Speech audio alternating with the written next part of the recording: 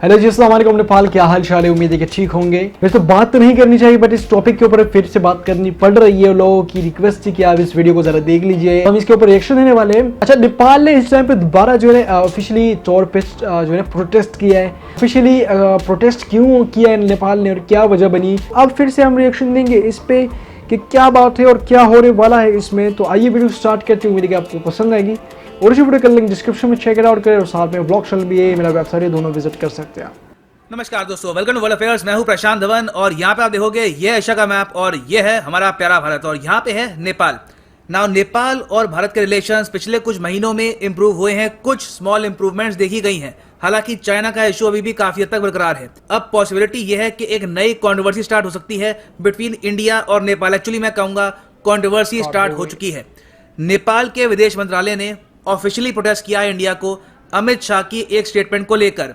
और ये स्टेटमेंट क्या है, प्रोटेस्ट किस बारे में है, इसका क्या इम्पैक्ट हो सकता है नेपाल के अपकमिंग इलेक्शंस पर, जानेंगे इस वीडियो में। बहुत कुछ आपको जानने को मिलेगा। So a lot to know, a lot to discuss as always. But before we begin, एक प्रश्न यहाँ पे मैं आपसे पूछूंगा। हाल ही में ये टॉपिक काफी न्यूज में है।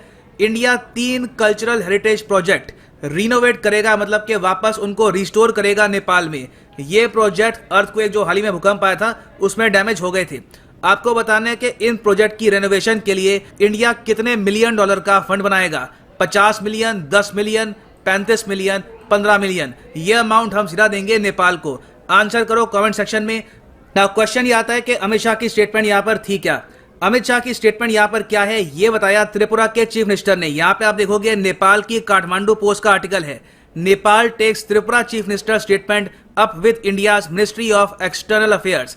त्रिपुरा बाय द वे, ये मैं आपको बता दूं, ये यहाँ पे नॉर्थ ईस्टर्न स्टेट्स है ना, बांग्लादेश के पास, यहाँ पे आपको दिख रहा होगा, ये यहाँ पे है त्रिपुरा। और यहाँ पे चीफ मिनिस्टर हैं बिप्लब कुमार देव। इन्होंने फरवरी 13 को ये स्टेटमेंट दी मीडिया में कि अमित शाह ने इनसे बात करी और इनको बताया कि बहुत ही जल्द इंडिया या फिर बीजेपी, इनकी ये बात क्लियर थी नहीं कि इंडिया करेगी या बीजेपी करेगी। बेसिकली ये लोग गवर्नमेंट एस्टैब्लिश करना स्टार्ट कर देंगे नेबरिंग कंट्रीज में, प्राइमरली श्रीलंका और नेपाल में। यहाँ पे आप देख पाओगे, इस पे आर्टिकल है, Amit Shah has plans to form BJP government in Sri Lanka and Nepal. ये स्टेटमेंट है त्रिपुरा चीफ मिनिस्टर द्वारा। अब मैं यहाँ पे आपको बता दूं, ये स्टेटमेंट कोई नॉर्मल पार्टी वर्कर या फिर कोई सिंपल कोई नेता बोलता वो अलग बात थी। एक स्टेट का सिटिंग चीफ मिनिस्टर ये कहता है कि होम मिनिस्टर ने मुझे ये बताया है कि इंडिया की नेबरिंग कंट्रीज में हम इंटरवेंशन करेंगे और सरकारें बनाएंगे।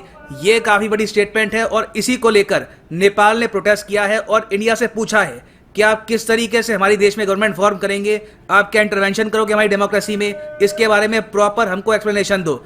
जब तक मैंने वीडियो रिकॉर्ड करी है श्रीलंका का प्रोटेस्ट आया नहीं है। हो सकता है कि बाद में श्रीलंका भी फॉर्मली प्रोटेस्ट करे इस इशू को लेकर। अब एक क्वेश्चन आपका ये भी हो सकता है कि नेपाल का प्रोटेस्ट यहाँ पे पहले क्यों आया, क्योंकि आगे त्रिपुरा के सीएम ने ये भी स्टेटमेंट दे दी कि कम्युनिस्ट पार्टी एक टाइम पे क्लेम करती थी कि ये है लार्जेस्ट इन द वर्ल्ड, मगर अमित शाह ने प्रूव कर दिया है कि BJP is the largest party in the world. Now Nepal के सिनेरियो में आप अगर देखो तो ये स्टेटमेंट बहुत इंपॉर्टेंट है। नेपाल में आज के समय जो मेन इनकी पॉलिटिकल पार्टी है यही है communist party, the Nepal communist party to be precise. तो ऐसी स्टेटमेंट्स देना काफी, मैं कहूंगा, कंट्रोवर्शियल था और इसलिए इंडिया में भी कांग्रेस और सीपीआईएम ने ये कहा है कि ये स्टेटमेंट चीफ मिनिस्टर की बहुत ज्यादा इररिस्पॉन्सिबल है। ये कह रहे हैं कि इंडिया ओपनली इंटरफेरेंस करने वाला है इंटरनल अफेयर्स में ऑफ फॉरेन कंट्रीज।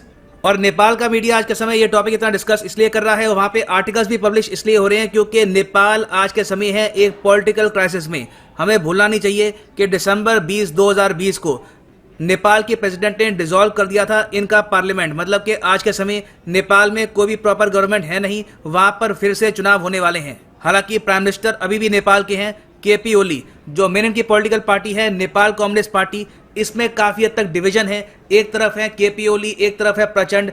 यह भी अभी पता नहीं है कि क्या ये नेपाल कम्युनिस्ट पार्टी एक साथ रहेगी या यहाँ पे बंटवारा होगा। मगर मैं आपको ये बता दूं, अगर यहाँ पर यह बात फैल गई कि इंडिया इंटरवेंशन कर सकता है चुनाव में, तो इससे यहाँ पर दोनों लीडर्स केपी ओली और प्रचंड को एक रीजन मिल जाएगा इकट्ठा होने का और नेपाल कम्युनिस्ट पार्टी इससे मजबूत भी हो सकती है। ये स्टेटमेंट मैं कहूंगा इसलिए काफी इंपॉर्टेंट है। और बाय द वे मैं आपको यही बता दूं कि नेपाल के जो चुनाव है 2021 में ये होंगे अप्रैल और मई महीने में। और ध्यान रखिएगा ये चुनाव बहुत ही इंपॉर्टेंट है, रीजन के लिए काफी इंपॉर्टेंट है। नेपाल में कौन सी पॉलिटिकल पार्टी यहाँ पर आती है ये देखना होगा। टोटल यहाँ पे 275 सीट्स हैं जीतने के लिए। टोटल यहाँ पे कौन सी पार्टी कितनी सीट जीतती है ये देखना भी इंपॉर्टेंट होगा, क्योंकि आज के समय आप अगर देखो तो 3 मेन पॉलिटिकल पार्टीज हैं नेपाल में। सबसे बड़ी तो है नेपाल की कांग्रेस पार्टी, फिर नेपाल कांग्रेस, उसके बाद पीएसपी, फिर एक चौथी पार्टी भी है जिसकी सीट्स अभी के लिए तो बहुत कम है, मगर ये हो सकता है कि सरप्राइज करे इस बार इलेक्शन में। ये है हिंदू नेशनलिस्ट पॉलिटिकल पार्टी, जो चाहती है कि नेपाल में नेपाल के राजा वापस पावर में आ जाएं। ये है राष्ट्रीय प्रजातंत्र पार्टी। हाल ही में आपको याद होगा इनकी काफी रैलीज आई थी और इनके जो वर्कर्स हैं इन्होंने डिमांड ये भी उठाई कि नेपाल को वापस एक हिंदू राष्ट्र में कन्वर्ट करना चाहिए। तो जो स्टेटमेंट्स इंडिया की तरफ से आई हैं यहाँ पर कि हम इंटरवेंशन करेंगे, ऐसी जो स्टेटमेंट्स हैं ये जो बाकी पॉलिटिकल पार्टीज हैं आरपीपी और उसके अलावा इवन नेपाली कांग्रेस, इनके चांसेस काफी हद तक कम कर देती है। और इससे ये भी पॉसिबिलिटी है कि नेपाल के लोग ज्यादा वोट करें नेपाली कांग्रेस पार्टी को, ये मान के कि एटलीस्ट ये हमारी कंट्री की पार्टी तो होगी, it will be controlled by only Nepali people. और हमने हाल ही में ये भी देखा है, ना सिर्फ इस केस में, इससे पहले भी हमने देखा है काफी बार कि वेरियस चीफ मिनिस्टर्स के जो मिनिस्टर्स हैं काफी बार कुछ स्टेटमेंट कर देते हैं रिगार्डिंग फॉरेन पॉलिसी और उसके काफी बड़े रेपरकशंस होते हैं। अब आज के समय देखो इशू क्या है, हम जी रहे हैं एक ऐसे एनवायरनमेंट में जहां पर डिजिटल मीडिया है, लगातार दुनिया भर में 100-200 मीडिया हाउसेस हैं, ये आर्टिकल्स पब्लिश करते हैं और काफ़ी बार ये एक पर्टिकुलर लाइन को कोट करके अपना नैरेटिव भी स्टार्ट कर देते हैं।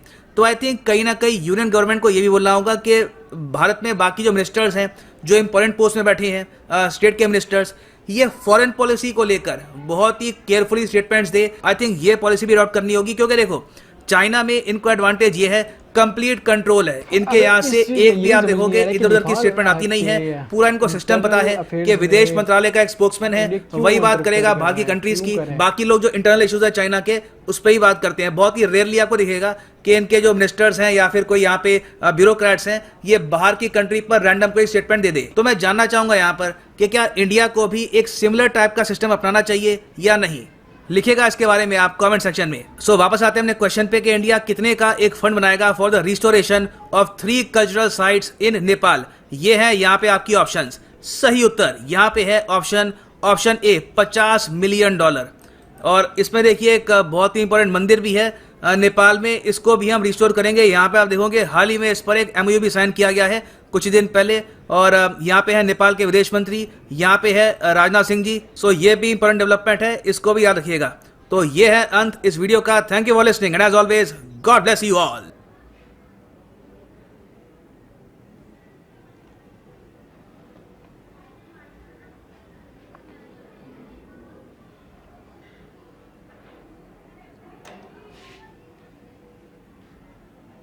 जब भी कोई इलेक्शंस होती है इंडिया में हो या कहीं भी हो, इंडिया उसमें घुसता ज़रूर है। चाहे वो पाकिस्तान के इलेक्शन क्यों ना आते 2018 के अंदर, तब भी इंडिया ने अपना इंटरफेयर किया और मतलब बहुत हालात ख़राब करने की कोशिश की थी। अब जबकि नेपाल में इलेक्शन होने वाले इस साल, तो आप ये देखिए कि अभी से इन्होंने जो है ना इंटरफेयर करना स्टार्ट कर दिया नेपाल के इलेक्शंस के लिए कि अप्रैल के महीने में इलेक्शंस होने वाले। ये चीज़ गलत है कि यार इंडिया क्यों करे यार, अब यार उनकी अपनी कंट्री है। हाँ, एक बात ये कह सकते हैं कि अगर इंडिया इंटरफेयर करे इनके इंटरनल प्रॉब्लम्स के अंदर, इंटरनल इश्यूज़ के अंदर, तो जो दोनों कम्युनिस्ट पार्टी है नेपाल कम्युनिस्ट पार्टी और कांग्रेस, नेपाल कांग्रेस, वो दोनों साथ मिल लेंगी और जो है ना इनको शिकस्त भी दे सकती है, जिसकी वजह से उस टाइम पे इलेक्शन के टाइम पे नेपाल और इंडिया के कंडीशन या हालात जो है ना वो काफ़ी बिगड़ सकते, ख़राब हो सकते हैं। ये मेरे मुताबिक, क्योंकि ये चीज़ होगी इंडिया जो है ना ज़रूर इंटरफेयर करेगा इस चीज़ के अंदर कि यार नेपाल के अंदर हम अपना ये बर्ताव करें, हम अपनी बढ़ाई शामिल करें। ये चीज़ इंडिया करेगा ज़रूर, और ये होगा इलेक्शन के टाइम पे, जब इलेक्शन करीब होगा। खैर अभी तो फिर भी 1-1.5 महीना 2 महीने है, फिर भी जब करीब होगा 1 महीना करीब और ख़त्म हो जाएगा, 1.5 या 10-15 दिन स्टार्ट हो जाएंगे ना, फिर इंडिया वाले कोशिश करेंगे, इंटरफेयर करेंगे और इंटरनली प्रॉब्लम्स को उंगली करेंगे, ये करेंगे वो करेंगे। अभी से इन्होंने ये करना स्टार्ट किया क्योंकि तभी तो इन्होंने प्रोटेस्ट किया और ये कंट्रोवर्सी जो है स्टार्ट हो गई है। इस कंट्रोवर्सी को अभी रोक तो नहीं सकते। ये क्या भाई, अगर स्टेटमेंट अमित शाह या इंडिया वाले अपनी स्टेटमेंट वापसी ले ले तो फिर ये ना कि प्रॉब्लम सोल्व हो सकती है। बट अभी इस टाइम पे मुझे नहीं लगता कि प्रॉब्लम सोल्व होने वाली है, ये आगे तक जाएगी और ये हमें आगे के महीनों में ये भी साबित हो सकता है और ये भी पता चल सकता है कि यार इंडिया कहाँ पे कब नेपाल के साथ रिलेशन ख़राब करेगा और नाम जो है फिर वो नेपाल के ऊपर लगाएगा इंडिया। ये इतना तो श्योरिटी है, क्योंकि यार इतना तो हम भी जान सकते हैं इंडिया की कंडीशन को, इंडिया क्या करने का वाला है, इंडिया की गवर्नमेंट क्या करने वाली है। तो इलेक्शन के टाइम पे कोशिश इंडिया की यही होगी कि नेपाल के अंदर हालात ख़राब हो और वो जो है ना ये करे। अच्छा, एक ही दूसरी बात जो थी वो हेरिटेज साइट, जो पुरानी जगह है, जो मंदिर है, और उनको ये रिस्टोर करेंगे। नेपाल में अंदर जो जितने भी जल्जले की अर्थक्वेक में ख़राब हुई थी वो इंडिया इनको रिस्टोर करेगा, $50 मिलियन देगा इसको रिकवरी करने के लिए। अब ये मुझे नहीं लगता किस बेस पे दे रहे, क्या क्यों दे रहे, बट अगर दे तो अच्छी बात है, फिर रिलेशन भी अच्छा करे। फिर यूँ हर बार स्टेटमेंट ना दे नेपाल के खिलाफ कि नेपाल के खिलाफ स्टेटमेंट आ रही है, नेपाल के खिलाफ ये चीज़ें हो रही है, तो उस पर भी ज़रा काउंट डाउन कर ले और थोड़ा सा जहन दौड़ाइए, सही है। तो अगर वीडियो अच्छी लगी हो, इन्फॉर्मेशन अच्छी लगी तो लाइक करें, शेयर करें, चैनल सब्सक्राइब करते हैं। मिलते हैं नेक्स्ट वीडियो में, तब तक के लिए अल्लाह हाफिज़।